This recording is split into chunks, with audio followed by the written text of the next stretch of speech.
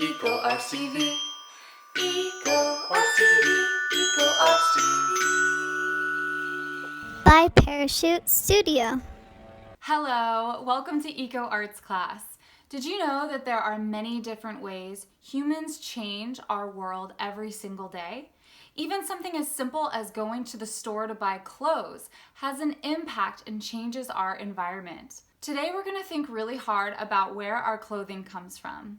Then we're going to make a small paper model and we're going to dress it however we imagine. You are going to need some white or neutral colored paper. I would say at least 2 pieces. You're definitely going to need a pencil with an eraser. You are going to need a glue stick, or tape or glue will do just fine. Now, if you have any brightly colored scrap paper, I highly suggest grabbing any brightly colored paper you have around your house. And if you don't have any, you could always grab some magazines or newspapers that you could use as well. Now, if you have crayons or pastels, those would be fantastic, and as a backup, you could always use something like markers or colored pencils. If you have anything fun that you can create texture with, then you might want to grab a few things like, I don't know, extra fabric lying around your house, or even little beads that can create texture later and maybe get glued onto some of your fun clothing. Let's get started.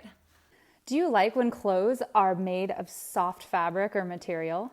Have you ever noticed how fuzzy things look different than stretchy things? Or how silky clothes look different than rough clothes like wool? This is what we call texture. After we make a paper fashion model today, we're going to be dressing them in clothes that we imagine. You might just use crayons to make the clothes look fuzzy, smooth, or velvety. Or you can also use things from around your house to make real texture like extra fabric, ribbon, thread, cotton, tissue, flower petals, or anything else you imagine to make textures on the clothes you design.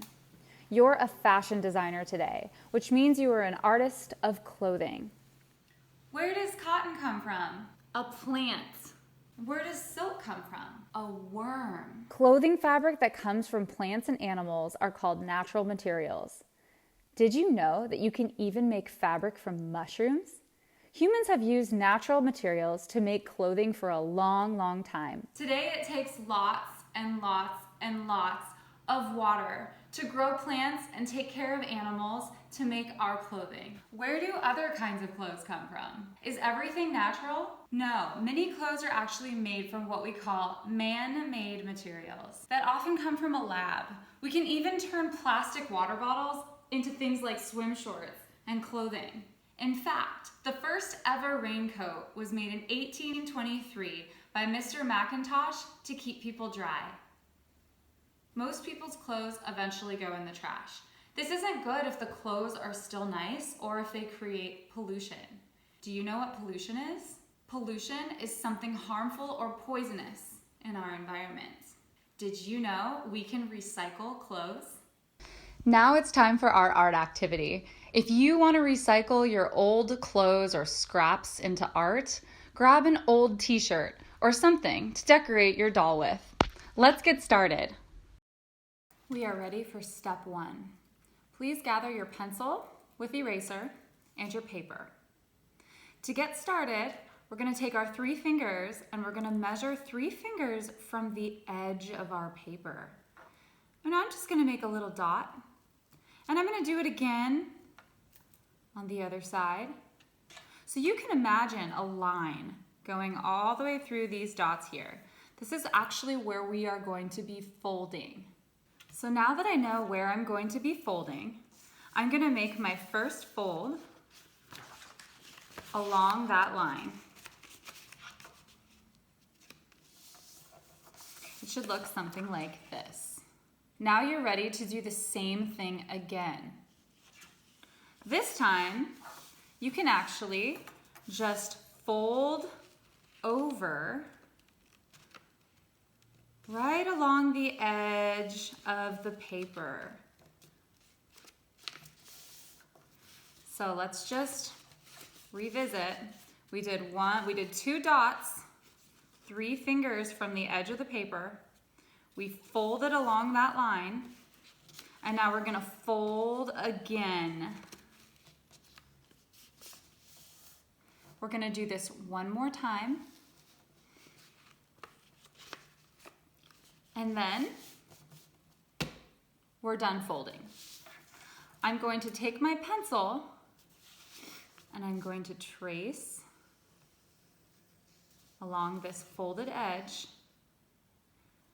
And I'm gonna take my scissors and I'm gonna go ahead and cut along that line.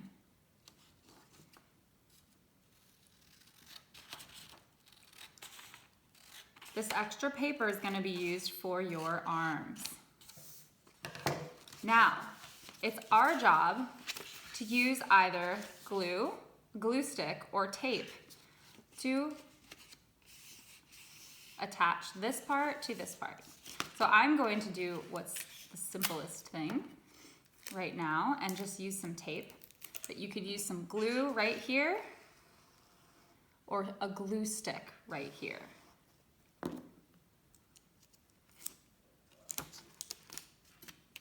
Then you're gonna squish it together so it sticks for you.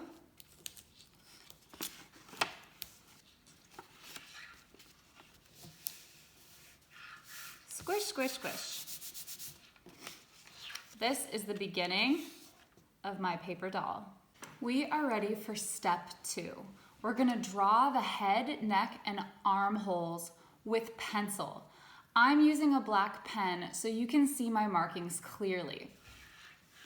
So first, I'm going to draw a half of a circle on the top part of my doll. Am I drawing a whole circle? No, a half circle, exactly.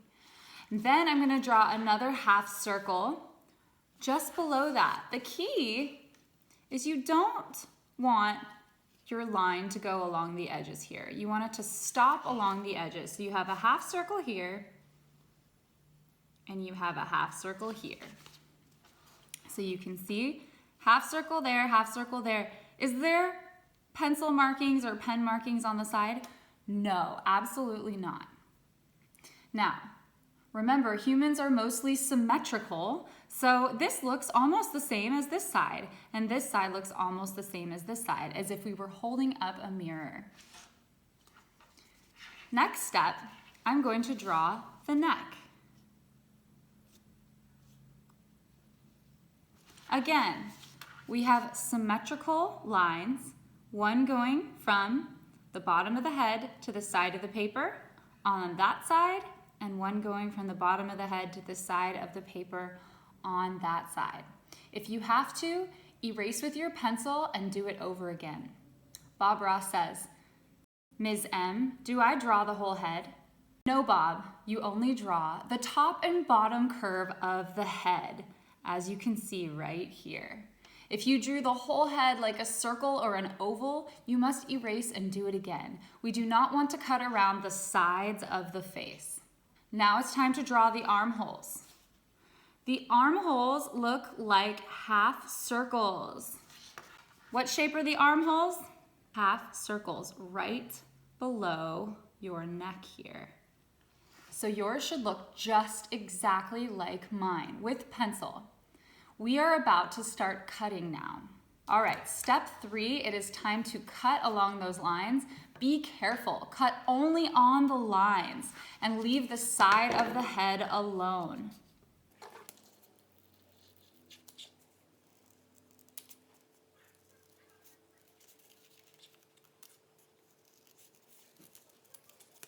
Now it's time to cut those little armholes.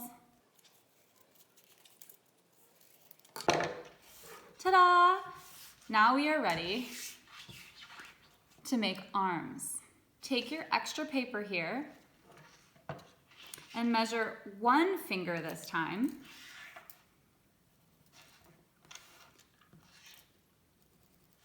You can make a dot or a dash, and you can connect the dot or the dash like this, just like we did before.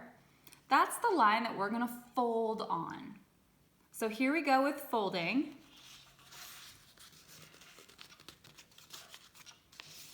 All the way across, just like this. we're gonna fold again. You see that? So I folded along my line, and then I folded again, and one more time. That's 3 total folds. Now I'm ready to do the same thing I did with the body.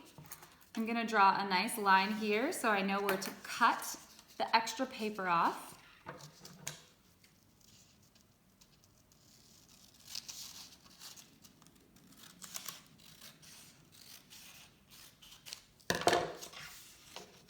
And you can use a glue stick or glue here again to attach. I'm just going to use tape just like last time. Now that we've made our arms, we are ready for step 5. This is probably the most exciting step. You get to put your arms inside these shoulders. That looks like a great paper model to me. It's time to draw the features on your face. Are you guys ready to draw? Take your pencil, and again, I'm gonna draw with black pen so that you can see my markings. And I'm gonna start by drawing ovals for the eyes. Ovals are like circles, but they're a little bit longer. And then I'm gonna also draw another shape inside the eyes, which are circles. Now I'm ready for my eyebrows. Those are also a lot like half circles. Just a little curved line for those eyebrows. Now for the nose, I usually do something like this.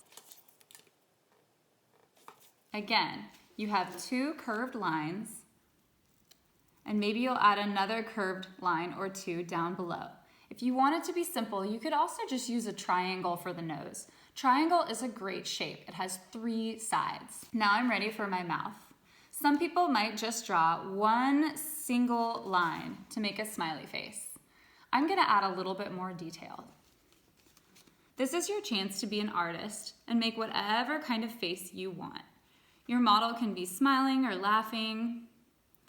Maybe their eyes are squinting. You can add a little color now to your eyes or later on. We will eventually want to color in the mouth, and we'll probably be adding some hair if you're like me. I think it's time to get dressed. What do you think? One of the steps, if you want to be able to see the legs of your model here, is you are going to want to draw a triangle at the very bottom, just like this. Now, as you can see, the very bottom edge is part of my triangle. 1, 2, 3 sides in the shape of a triangle. Now, if you want to be able to see the legs because your model's not wearing a dress, maybe they're wearing shorts or pants, we're gonna want to cut along that triangle.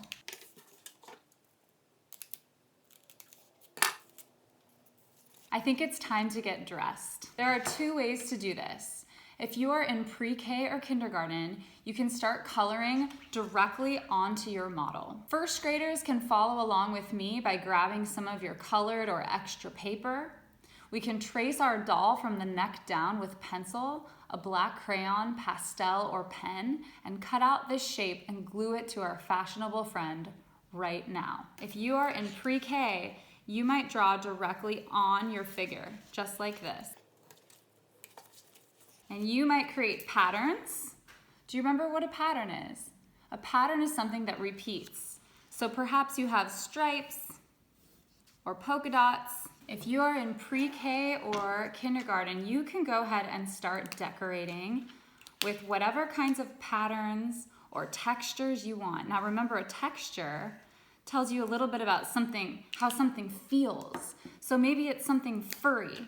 And so if you don't have something furry you can glue on, maybe you'll make some fur. Maybe you'll make some dashes with a pencil, crayon, or marker, like I'm doing here, so it looks like there's fur. Feel free, if you want to also glue your arms in place. You don't have to do that, but you certainly can. If you are in the 1st grade, I'm gonna show you a little trick for making clothes on your extra piece of paper. So what you can do if you are in 1st grade is you can trace your body directly onto this piece of paper here. And you have to decide, do you want your model to be wearing long sleeves? If you do, then you're gonna trace almost to the end of the arms. As you can see, this is the start of an outfit. Maybe you have a neck that comes like this, or maybe it comes a little lower. Maybe you separate it into a shirt and pants, or if you're a girl and you want to make your model wearing a cute dress, maybe you turn this into a dress. Now, you can cut this part out, and there could be any color on here that you want, and glue it onto your model.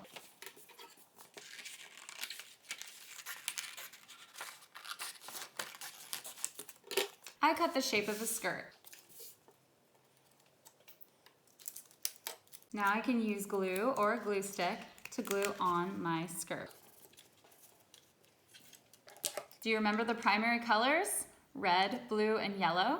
Feel free to pick any colors you want if you have any colors floating around your house that you can decorate with. You might even take something like tissue paper or cotton balls. As you can see in my other example, I had extra fabric and ribbon. All of you can use your imagination now to create hair, a hat, cape, or anything you can draw or cut and paste.